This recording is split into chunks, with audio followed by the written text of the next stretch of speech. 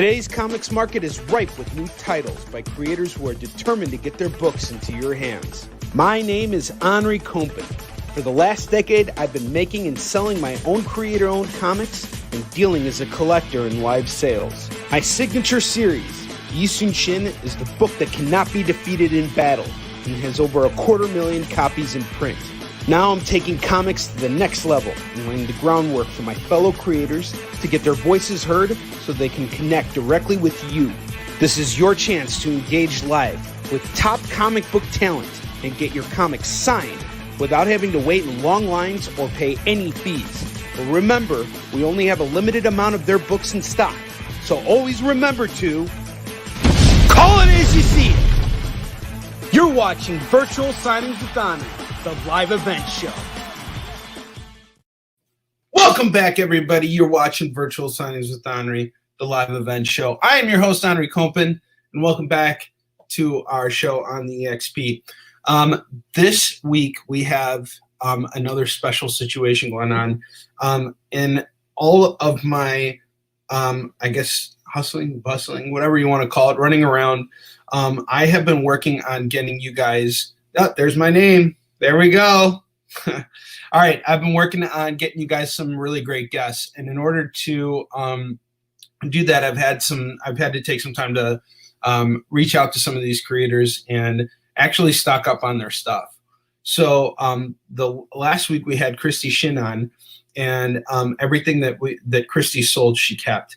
And we're going to do the same thing this week for this guest, who is somebody who is extremely revered in the self-publishing creator-owned community. He totally kills it on Kickstarter. He has been going to conventions and totally cleaning house over there as well. And it is my pleasure to welcome Russel Nohelty to Virtual Signings with Onrie. Russell, welcome to the show. You get Russell in here? There I am. Oh, there Somebody. We love the internet. It's Yes. it takes a little time. How you doing, Russell? I'm doing good. How are you doing, man? That promo, that intro hyped me up.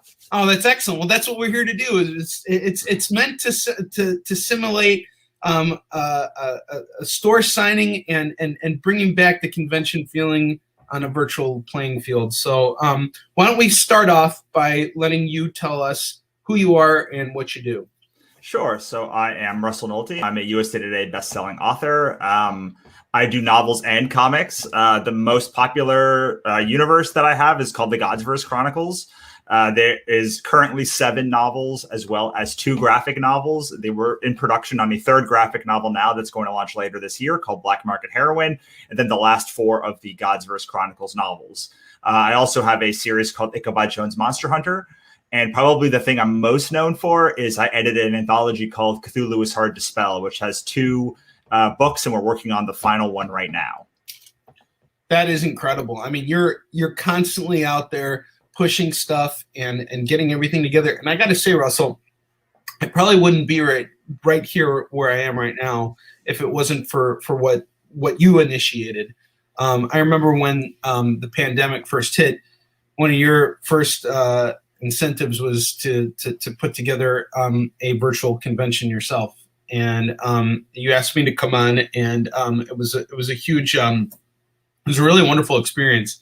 And I got to make my own connection on there with Christian Gossett, and it's really great. So, and I also had you on Live with Onrie before, and I got to say your history of how you got into this business is extremely inspiring to me.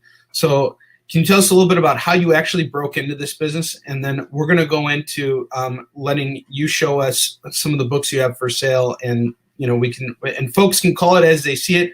We got Mike and Trish in the house. Good to see you guys. Thank you for being here with me this afternoon. Well, first, thank you so much for that. It's always such an honor when people say that I had I helped spark something. I still don't know what to say to them, except I appreciate it. You did all the work. And the thing is, most people don't do the work. So what I've always appreciated about you, Onrie, is you are not scared to do hard work. You are, I've tabled next to you or a couple of things down from you at enough shows. You are always hustling all day, and I really appreciate that about you. We're both doing it, brother. We're both doing it. So I got into this business 2010. I was a screenwriter. So I lived in Los Angeles. I made a movie called Connections, which is on YouTube. It's quite mediocre because it's all my fault. Like the casting is good, the actors were good. It's just like, it's your first movie. It was the thing that that first movie is, and I moved to Los Angeles. I was trying to make it as a screenwriter. At that time, I got in a pretty bad car accident, and so I was in LA. It was in the middle of like the last massive crisis that we had in 2008, which feels like 1,000 years ago now. And like no one was hiring. I wasn't able to get any meetings. I had like a manager, but even we couldn't get in the door. And so he asked me, like, have you ever tried doing comics? I was like, well, no. Frankly, no, I hadn't. He gave me a stack of a bunch of independent books, like stuff that Devils Do and IDW and Image were doing back in 2008, 2009. And I was like, wow, this is great. Like, how much does this cost? And he told me, and I was like, that's like 1/10 of making a movie. I'm going to do that then. And I made my first comic. And it was called The Wannabes. It was about fake superheroes that make real that got real superpowers. And I brought it out to Comic-Con thinking this was my big break. I mean, how many times have you heard this story before, right? Like, it's like this story, like I'm going to make a comic and then bring it to Comic-Con and like I'm going to get anointed at that show. And I didn't even have ash cans or anything. I just had like an iPad, and people were like, "Can you give me a copy of this?" And I was like, "No." So I literally had to go to the Office Depot or the office, whatever they had, like the thing. They have like the kiosk inside the convention center, and like print off at like $20 for 8 pages, like just like stapled things. I had no idea.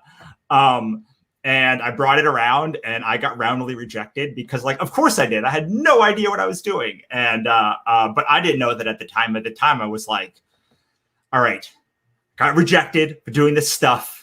Like I used all the money that I had to make this thing, and I want to do it again. And I was like, but if I'm going to do it again, I'm going to make a book that is unpublishable. Like that's like so weird and like my taste that it's completely unpublishable. It's going to be like violent, and like the character is going to be like not traditionally the right character of a hero. And like that's when I came up with Ichabod Jones' Monster Hunter, because I want him to be sympathetic, but like he was a serial killer. Like he's been in an asylum for killing people thinking that they're monsters. And I thought it would be really interesting if it happened again. So what happened, the book is about a psychiatric patient who becomes a monster hunter during the apocalypse, but he doesn't know if he's killing monsters, humans, or it's all in his head the whole time. And that book actually, when we pitched it around, got picked up. Of course, the unpublishable book got picked up, and we'd only done 5 pages. And so I set out about doing the whole book, ready for it to never like make me any money. When you do independent comics, especially when you're working with a publisher, like you're kind of like flushing that money down the toilet. But I was like, it's okay, because I'm going to do the next one after Ichabod, and like that's going to make me the money. And it ended up, I split with that publisher, and I brought it back to myself, and I was like, I'd done a couple of like really small Indiegogo campaigns, and I've been showing the book around, and I was like, maybe I'll try Kickstarter. And we put the book on Kickstarter, and I've started 5 businesses in my life, 3 of them before Wannabe Press. And in that 1 month, I think that one book made more than all 3 of those other businesses combined. Certainly more than any had made in a month. And I was like, whoa, that's like $5,000 I made like on this thing. Like, can I do it again? And so I started putting more stuff into production and launched another book and another book. And I left I ended up doing this is 2014, the end of 2014. I started my first slate of books, including a couple other books that I bought back from another publisher. And I brought them on the road in beginning of 2015. Middle of that year, I left my job. We got our first table at Comic-Con that July, and I've basically been off to the races ever since, like growing slowly at first, but then our big success with Monsters and Other Scary Shit in 2017. And then from there, we've sort of been able to self-sustain. That's that's sort of, it started with a weird transition into comics.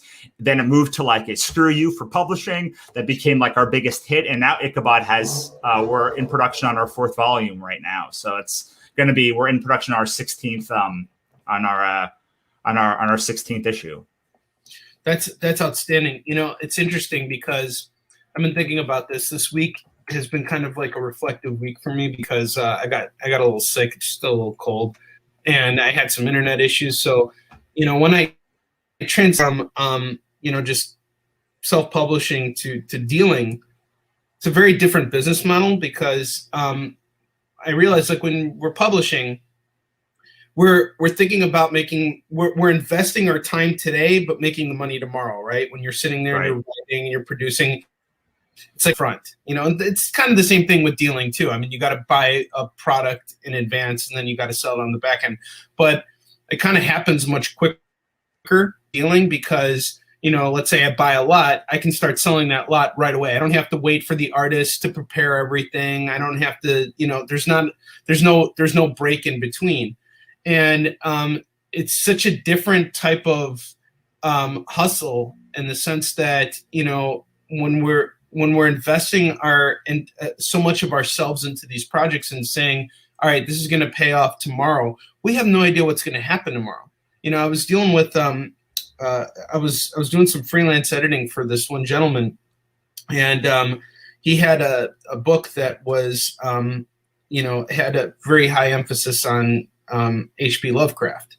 And then after everything that, you know, occurred with BLM, what happened was he was actually working with film producers and everything. They were pitching this, but as a result of what happened with BLM, they didn't want to work with him anymore because of the fact that his book was, you know, about Lovecraft, and you know, it came to light that Lovecraft was racist and all kinds of stuff. So it's kind of strange because, you know, 3 years ago that didn't matter, right? You know, or even 2 years ago, that no one ever thought about it because Lovecraft lore was just such a, you know, it was such a large part of of horror culture. And now all of a sudden things change, and we never know. Like as publishers, we're trying to chase, you know, trends, but at the same time, it's kind of like what you were saying with Ichabod. You're creating something that is what you want, and then you're hoping it's going to take off, and then you just kind of keep going from there. And you really, it's always just sort of like you're throwing a dart at a moving target all the time with every project. So when it comes to making comics, do you always have the same approach that you do with Ichabod, or are you thinking about different kinds of things? Do you sometimes take on projects that you're not? Do you ever publish something you're not necessarily fond of, but you kind of see it as like, hey, this could be a potential payday for me? No, that's the last thing I don't do. It's a lot harder. It's hard to talk about this because very few people will sympathize or empathize with this thing. But like, it's a lot different when you have an audience that you need, that is like funding your career, because you are beholden to them. Like if you don't make something that they like, I mean, you can do it, like go and do the thing, but like, you're not going to make that money. And I've done that enough times that like, you know, I have a very specific audience, and like, I'll make a mystery novel, or I'll make like a YA novel, or like, I'll do a weird book that I draw, and like, they don't come, or they don't come nearly as much. So like, you have to, when I think of a universe, and I'm launching a new book series in a couple of weeks, but I can talk about the Lovecraft book with this. What I'm trying to do is satisfy my audience, but like expand to the next ring up. So my titles become sort of feeders to like the next thing that I do. And so like Cthulhu, the Cthulhu book, a lot of people love Cthulhu and Lovecraft.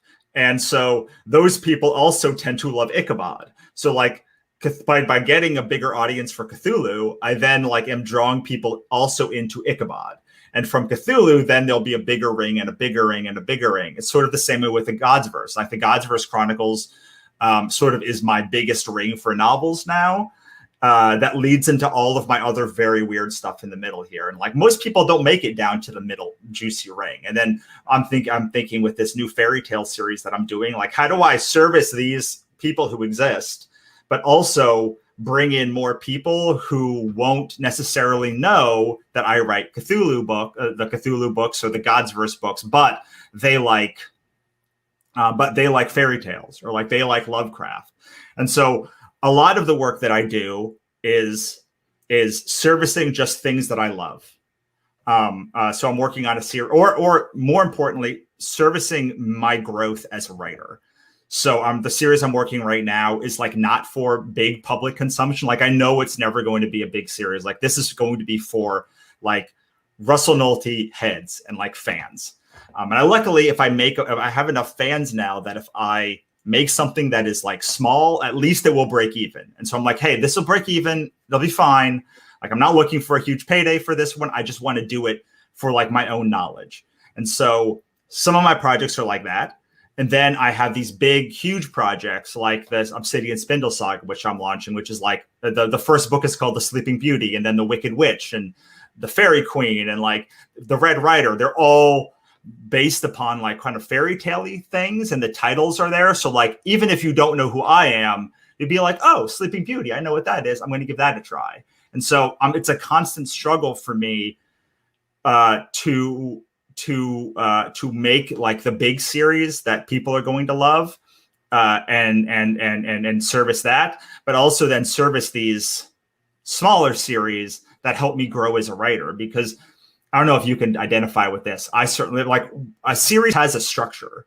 And like, I feel like, for instance, the Godsverse Chronicles, like I came up with the structure for those novels in 2017. I was nowhere near as good a writer as I am now. But every time I go back to that series, I feel like I have to conform to the conventions that I built for myself in this world, so that the next book in that, so if someone buys book 1 and then buys book 2, they're not going to be disappointed because suddenly it's a whole different thing. So even though the characters are different, like the structure is pretty much the same. So I want to grow as a writer, and I feel like I have grown since the first Godsverse book, which I still like, and I still love the Godsverse Chronicles, but like I feel like I'm stuck in that time capsule. I feel like I'm stuck in 2010 every time I write an Ichabod issue, because that's when I came up with the conventions for Ichabod. And even though I can change some of the themes, like an Ichabod story has to have 2 splash pages, an Ichabod story has to have these 2 breaks, an Ichabod story has to have these ones, so that the people who love it won't suddenly be disappointed that the series is something different than what they bought originally. You know what, before we get any further, I think what would be a great thing for us to do right now, if you can, since we do have books for sale and you are going to be, taking it away, this is an opportunity for you to reach new readers. Can you show us Ichabod Jones and tell us how much it's going for? And guys, remember, this is the virtual signing show. So if you guys decide to pull anything right now, Russell can put it aside for you. I don't know if Russell can sign it for you on the air right now. I don't know what your storage situation is, but Russell will absolutely take care of you guys. And, you go to his website right here, RussellNohelty.com, pick up his books. He's keeping 100% of the profit. So we are helping out Russell keep his business together, helping him get to that next level with everything he's doing. Russell, take it away. I'm sorry. Awesome. So this is volume 1 of Ichabod Jones Monster Hunter. This is volume 2 of Ichabod Jones Monster Hunter. They usually go for $30 in the hardcover. Just for this hour, and this hour alone, I'm going to do $20 for people that buy the books. And so this is not even on my website. You can email Russell, that's RUSSELL, at wannabepress.com, and tell me what the order is, and I will invoice you, because this is a deal I only give at conventions. This is the like signing experience, convention experience, where like you're going to get these for $20 instead of $30. There's a third book that is coming as well, but you can see the cool thing about the Ichabod covers is they're all going to have the same kind of theme. So thematically, you're going to be able to put them on your shelf, put them in. Hopefully, we're going to do a box like a I can't remember what I know what you mean, like one of those the slip cases, like the slip cases for all 4 of them. Yeah, and you can see like the backs are the same. So thematically, these 4 books are going to work as sort of one big overarching story. Can you show us a little bit of the artwork inside and tell us a little bit about the production process? Tell us a little bit about the artist and what it was like working with them. The art is sensational. And one other thing I want to say before I let you take it away.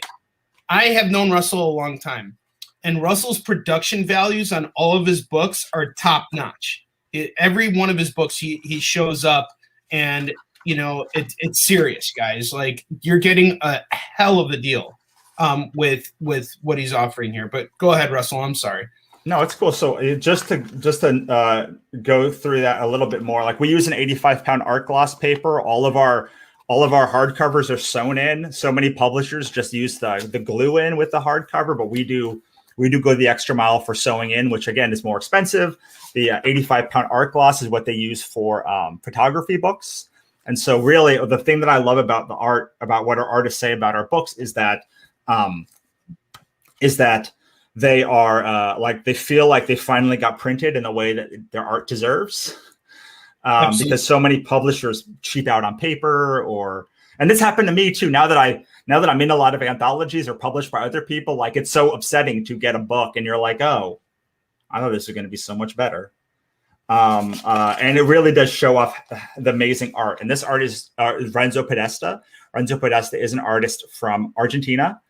And he helped Charles Soule, who did Death of Wolverine, Poe. I don't know if he's like a household name in Marvel now, yes, absolutely. We've sold, guys, if you have shopped and watched the Kickin' It show, we've sold a lot of Charles Soule books. You may not have even realized it. He pretty much he has worked on everything, including Darth Vader.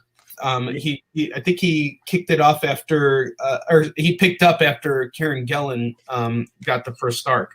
So this is a guy who's been doing, and he's like a lawyer and a musician, and he's got like 7 other jobs aside from. He's just got like the coolest life lit in New York City, doing all of this stuff. And he was doing a book called 27 at Image, which was his second book after Strongman. And Renzo was doing this book while he was doing the second arc of 27, which is 27 is a great book. It's about like the 27 Club, like a musician sells his soul for like the ability to like maybe become a great musician again, but he'll die at 27. There's been a couple of other movies about it, but I think this was the first one. And so he used an art style very reminiscent of like Johnny the Homicidal Maniac or the old SLG books. It is very violent, so I'm going to have to go through. No worries. And Russell, I will say right now that I know one of my customers who would be a huge fan of Ichabod Jones. So you and I are going to have to talk, because this is a book I'm going to want to stock on the Kickin' It show. And awesome. We got Michael Libby in the house right now.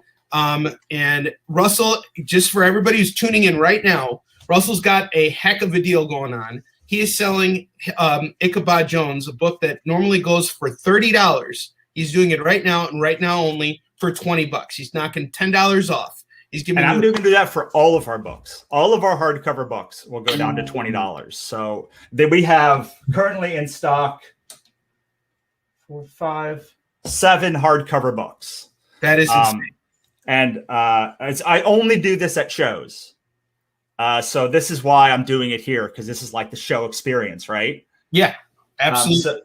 So if you guys like a little more Marvel style, I don't know if you guys sell any of Juan Frigeri's work. I'm sure we have. We may not even realize it. I mean, it's so funny because when you're moving through so much inventory over on a week-to-week basis, you're not even thinking about how many books do I sell. You just, it's people kind of go as they see it. But I will say this: you are talking right now to a crowd that is totally into creator-owned books, and they see your passion and what you do, and you're up there, Russell. So go ahead, tell us about this next book. All right. So Katrina Hates Dead Shit is Juan Frigeri's first book. I discovered him out of Argentina as well. Funnily, in the same town, living in the same town as Renzo. He He has gone on to work he did the Son of Dathomir, the Darth Maul arc for Dark Horse, and that got him picked up by Avatar. And now he's worked on like the Renew Your Vows series. I think he did like Renew Your Vows number 7. I think he did some Immortal Hulk. He's done Guardians of the Galaxy. This is his absolute first book. And I know you guys are collectors. No, of course. So this book is about a girl that gets sick of living during the apocalypse. She sets out to hell to kill the devil. But I have something special for you. 2 special things, Onrie, today. I went through my archives and I pulled, this is literally the first printing of Katrina Hates. The last copy that I found in my archives for Katrina Hates. That I brought this to Comic-Con 2011. It has survived since then. So it's 10 years ago. And this was the very first official Comic-Con printing. I had 75 of them. I have literally 1 left. So you can get the Katrina Hates the Dead for a hardcover for 20. But if you want either of the literal first printing of Katrina or the con exclusive, they're also $20.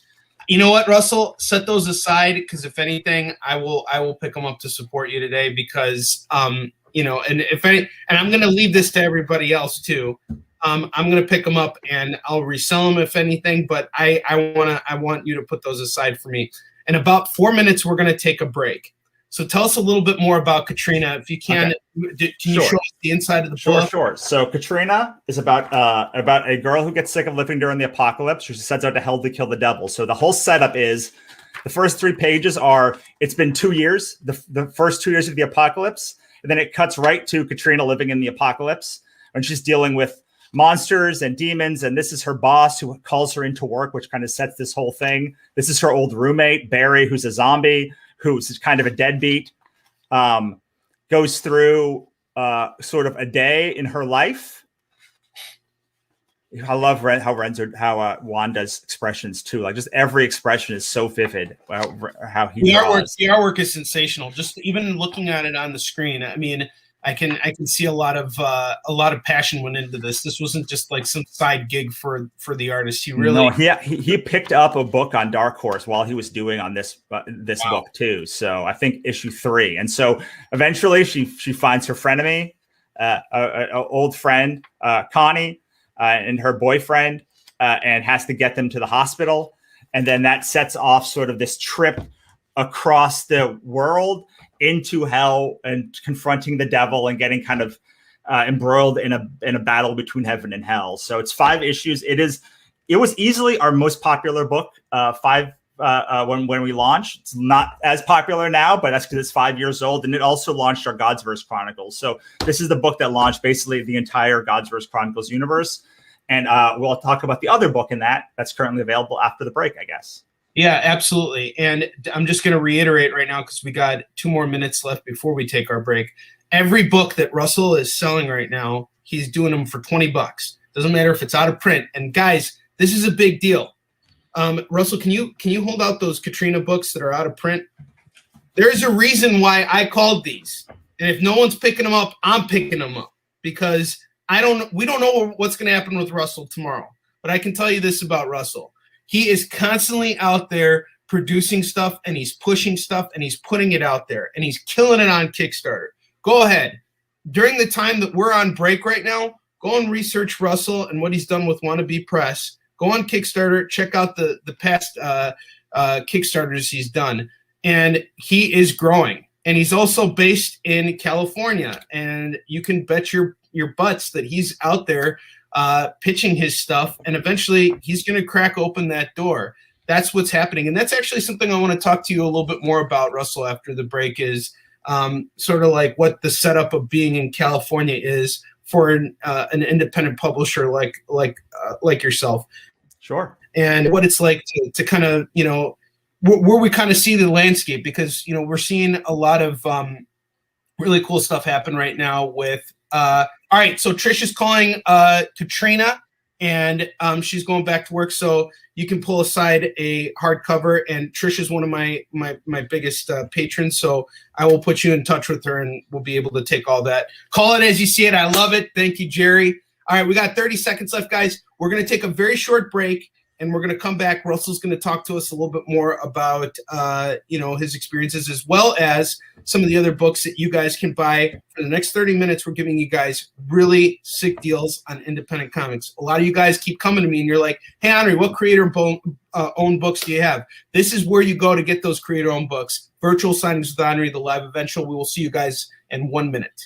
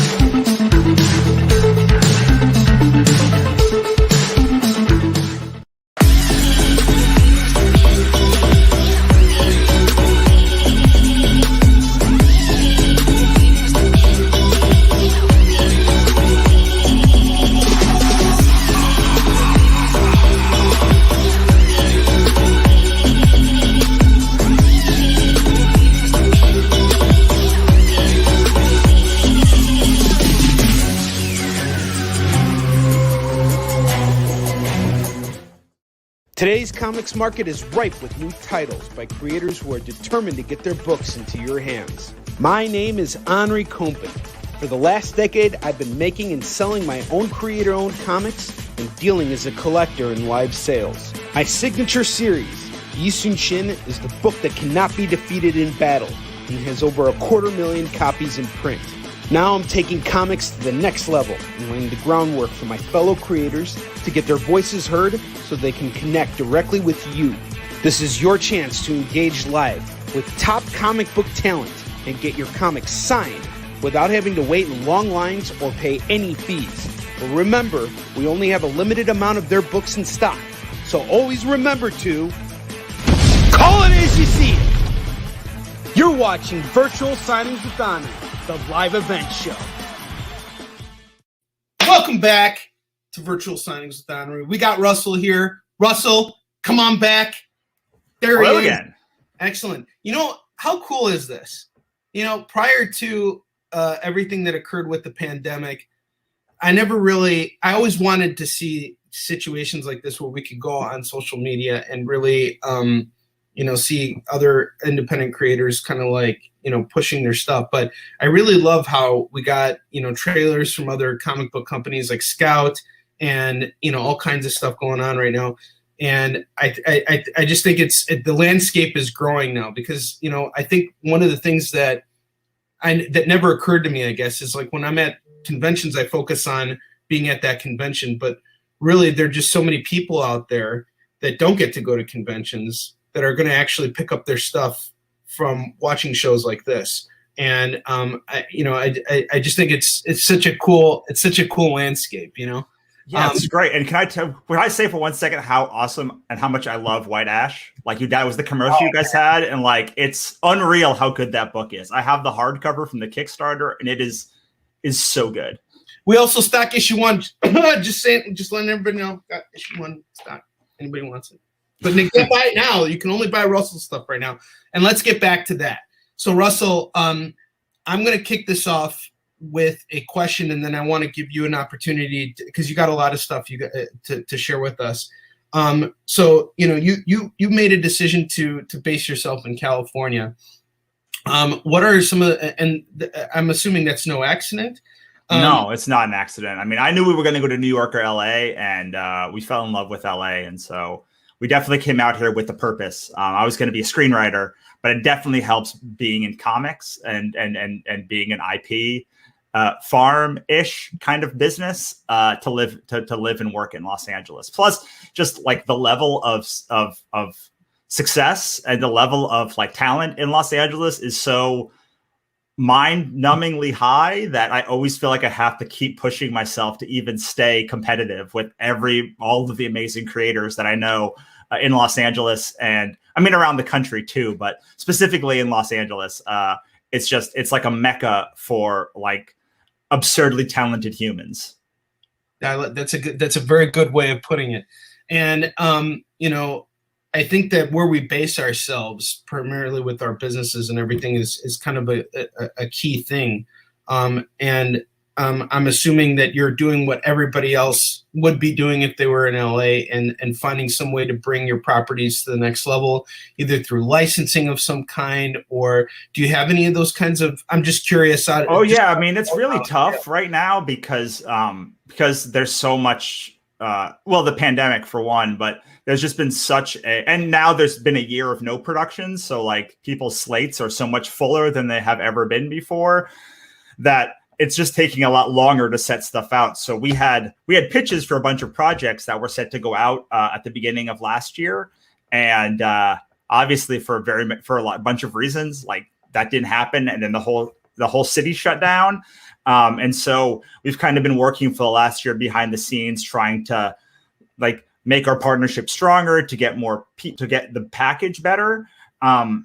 It's tough because it's not hard to option a thing. I'm not saying it's not hard. It's kind of impossible to option a thing, but like what Hollywood really wants right now is a package. So like they want you to come with like the right producer that is hot, like a hot producer, hot production company, hot director, a hot actor, a hot they want a hot showrunner, and they want it to be this sort of like whole package. And if you're not bringing that, then it becomes harder to actually get something into development and actually on the air, which is the goal, right? Like I'm not interested in like getting a bunch of tiny option fees, which is usually what you see. Like usually these options that you see are like $1, $100, $500. Some things are keeping some are keeping your rights for like years, locking your rights up for years. And so we try to be very judicious, making partnerships with people to pitch projects, but not actually signing any option agreements, so that when a deal gets done, we are in a better position for ourselves, which makes things take a lot longer to announce.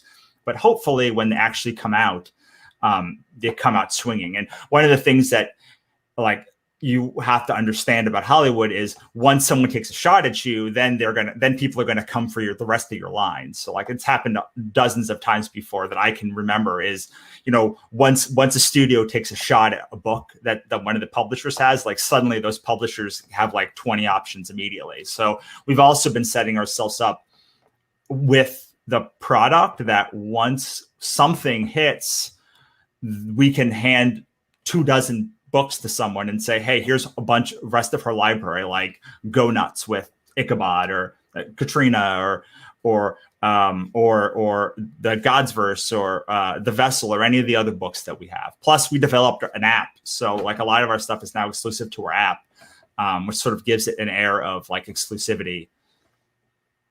That's excellent. And speaking of those books, why don't you tell us about some of these other books? But first off, we saw a comment here from JD Smith.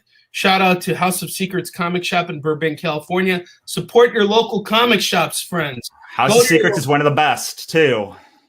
Outstanding. JD, what's up, my man? Thank you so much for tuning in. Russell, I'm going to let you take this away. Tell us about all the other books you got going on. We're in the room with you right now, that small room where the top executives are. Pitch us your books. And Russell's giving you guys deals right now. So now's the time to call it as you see it, just like Trish did. Yeah, absolutely. So as I mentioned before, all our books that are hardcover are now $20, the same as our paperback price, which is a deal we offer sometimes at conventions. So we talked about the first half of the Godsverse graphic novels. The other half is this book, Pixie Dust, which is about a pixie who comes back from the dead to seek revenge on the king that killed her. It's drawn by Nick Torres, who also lives very close to Renzo and Juan in Argentina. We drew it to be read like an animated novel, animated movie. So it's about the greatest pixie monster hunter in the world who gets betrayed by a king, goes to hell, signs a deal with the devil to come back and seek revenge on the king that killed her. Nick is amazing. He does a whole bunch of books for Scout. He does Franklin and Ghost. I think he's doing a webtoon now. He does this book. He did our logo. I love Nick, and he's in all of our anthologies. So this is a very popular format in South America, not popular here for obvious reasons. That in a comic shop, you can't, doesn't really stock well in a comic shop. I will say this, though. The production value of it is really cool because Mouse Guard is presented the same way. Yeah. And last year, let's just look at Last Ronin. I mean, that was not printed up in the traditional comic book format. And I think there's something to be said about that. Can you hold that book up one more time? I mean, I wish that more books were drawn by this because it solves the biggest problem in comics, which is that this is art that there's only a finite amount of ways to letter and draw a page of comic because this is it's a weird size, right? It's just a weird size. Whereas this is a square, it's literally unlimited panel. You have unlimited options as an artist to draw. I mean, just look at the different panel layouts that we're allowed to, that we chose for this book. Almost every page is different because Nick didn't have the same limitations that you have in a normal comic, whereas mostly a comic has a top half of a page and a bottom half of a page pretty much. And you can get more variation by doing a 2-page spread. Because of digital comics, we just don't do 2-page spreads ever. So this allowed us to have a way of I cannot express how much better the paneling options are when you do a square format book. And I don't even think Mouse Guard has a very traditional paneling structure, as the Stuff of Legends. A lot of the books that actually come in a square format don't take advantage of the paneling, sort of dynamic paneling you can do. You do lose out on splash pages, don't look as good as they do on a regular comic page because you got it a normal splash, a normal piece of art is 11 by 17 or 12 by 18. So we're used to looking at it in that format. So we didn't do any splash pages in this book. But we took advantage of just what we could do with the square format, which is just make it more dynamic and make it move a lot better. And there's none of the problems with lettering that you see in a lot of comics because the artist can design the page however they want to help the lettering through. No, you know what I was thinking about the whole time you were saying this was 300, because 300 was, if you look at the 5-issue series was originally in a single issue format, typical comic size. But then when the graphic novel came out, and that was an awkward book to read. I mean, it's one of my favorite graphic novels of all time. I attribute everything I did with Yushin Shin to the fact that 300 exists. And, that again is not a traditional format. That is this big kind of, it's more rectangular than, it's even more rectangular, Right. And then we look into the webtoon format, right? And that's something that I have to say, I honestly look back on and I regret not having invested in the, in the formatting of that, because the way we do everything with Yushin Shin, it's you literally have to cut everything up and do it over again to make it fit for the webtoon format. And I think that's just cool that you decided, you know what, I'm gonna try something different here, because that's what I think publishing's all about. Is you as a publisher want to put out the kind of stuff that you want to see out there, and I think every publisher wants to do that. We look at Boom Studios. Ross Ritchie. He's always looking for the kind of books that he knows fans are going to go after. But I think you're in a much more unique position because you're also the creator of these books. So you have much more, you're diving into this and wearing many more hats. And when you make these kinds of decisions, they're not decisions that you just lightly make. You don't just say, "Hey, I want to work in this format," and you got to be ready to accept the consequences of what putting a book out there like that it may have. Even if it's the most beautiful book, it's a matter of how it stands out. So Pixie Dust, how it also feels like it's square, so it doesn't look like another comic. Like it looks like a picture book, and so I'm constantly like, "Do not pick this up if you're a child. Like don't." Yeah. But like I think that it's so right. Like there's a theory of a case that I make with when I make a comic. I'm like, this is what I think comics should be, and this is what I think. Like this is how I want to move the medium forward in like this next project. Like I'm presenting what I think like a case, and like I'm hoping that people come along with me. I'll give a great example. Our book, Monsters and Other Scary Shit. Which is, I backed this on Kickstarter. Very beautiful book. And that's a glow-in-the-dark cover. I don't know if you can see that glow-in-the-dark. Yeah. But all these glow-in-the-dark. And the art, and I looked at I wanted to do a big rap book like this, just like this. And every publisher I talked to, I wasn't trying to get it published by someone. I was just like conversing with friends and like, don't ever do that. Like because the name's not on the front, like there's, it's going to be hard to stock. And I was like, I don't care. Like, it's like you're making your case why I shouldn't do it. I'm making my case why I should do it. And eventually we just have to, like, I'm going to try it and I'll argue my case. And if I fail, then I fail and whatever, like I'll go and get a job, like whatever. But like, this is, and I've gotten better and better and better at stating the theory of like, and also now I think I've stated the theory that I can do a little more traditional things. But yeah, this was our first anthology, Monsters and Other Scary Shit. This is usually a $40 book. I'm also cutting this down to $20. That's 50% off, guys. 50% off. Now you will get a different version. You will get our white variant because it ships better than these ones. We had an issue with we had to do a rip and replace on a lot of covers and with this one, but it's really cool because if you go to shows, you can get it signed by all of the people. There are over 50 creators in this book, including this is the story I drew with Eric Lervold. There's artists from Boom and Onrie, and the cover was drawn by Aaron Alexevich, who did the character designs for Invader Zim. And this led to our most popular series, the one that, if you've heard of Wannabe Press, it's probably because of this series, because it's been so popular for us, is our anthology series, Cthulhu is Hard to Spell. Two Kickstarters, 100, 200, and 330 pages of books about the gods and monsters of H.P. Lovecraft, also drawn by Aaron Alexevich.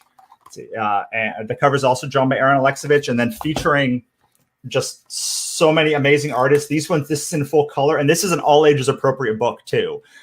Monsters and Other Scary Shit is not. While Cthulhu is Hard to Spell does have some things for older readers, like older teen readers. There's nothing that you can't show a 5-year-old. Like they may not understand it, but there's no blood, there's no guts, there's no sex, there's no cursing. So you could show it to any. So this is my story that I did again with Eric Lervold from the last anthology, and it's books 2, 4, 6, and 8 pages, 70 creators, 35 stories about the gods and monsters of H.P. Lovecraft. And the theory of the case I made with this was there are 1,000 H.P. Lovecraft books that feature on the horror, but very few besides like monster manuals that focus on the horror itself, the actual monsters and Lovecraft. So these books are about the actual gods and monsters themselves. So you'll see Cthulhu in there, but you'll find all sorts of monsters and fun stories. In the first one, there's Orrin and Numqua, who are kind of the Ross and Rachel of the Lovecraft universe in marriage counseling. You'll see in the second one, Cthulhu is trying to get a job, but he can't because no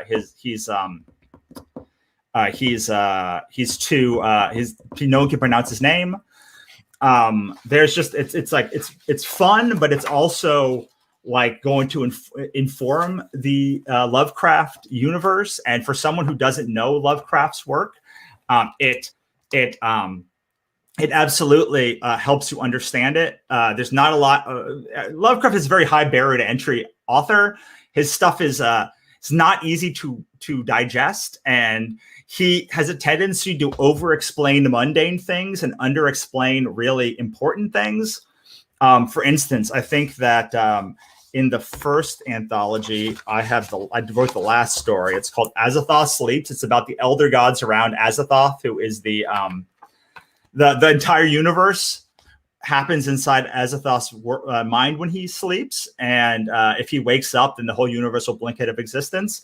And he wrote one paragraph of Azathoth, I believe, in all the writing that he did in his whole career. And it's not quite fair. It's not, so it's a lot of and he expects you to know all of the information that he knows. So I'm not saying this is not an anti-Lovecraft thing. Obviously, I like Lovecraft. I kind of hitched a wagon to him. I love his universe, but he is not the easiest author to get through, to understand, or to introduce people to. So we wanted to make sort of a low barrier to entry book that will be fun and enjoyable for